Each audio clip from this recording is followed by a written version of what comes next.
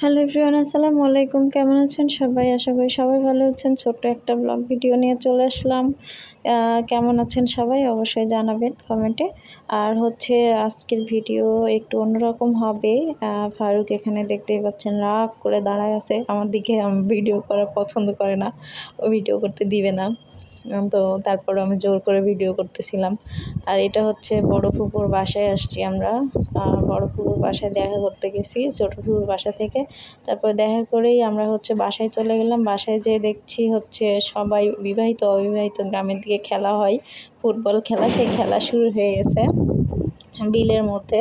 এটা আমার শ্বশুরবাড়ি এলাকার বিলের মধ্যে। তো এখানে ভিডিও নিচ্ছিলাম। এখানে বয়স্ক, তারপরে বিবাহিত অবিবাহিত মানুষ সবাই খেলা শুরু করছে।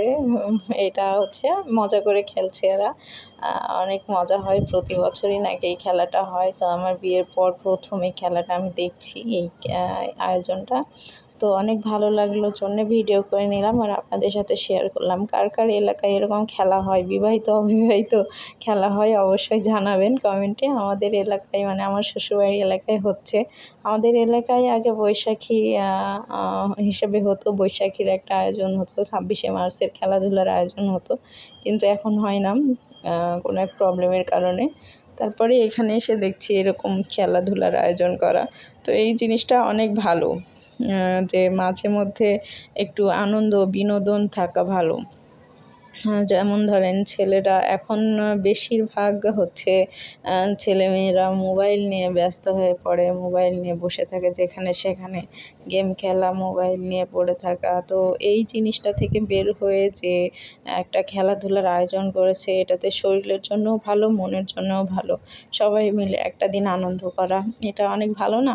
আর হচ্ছে গ্রামে এরকম দৃশ্য আসলে সচরাচর দেখা যায় না। এটা যে অনেক সুন্দর একটা আয়োজন করছে, সবাই উদ্যোগ নিছে, এটা অনেক ভালো। সবাই মিলে খেলাধুলা করছে, একটা বিনোদনের ব্যাপার। তো ভালো লাগলো, সেজন্য আমি ভিডিও করে নিলাম। আর এই তো আমি এখানে বসে বসে দেখছি, রাস্তার সাইডে মানুষজন দেখছে, আমি চুপি চুপি ভিডিও করে নিলাম।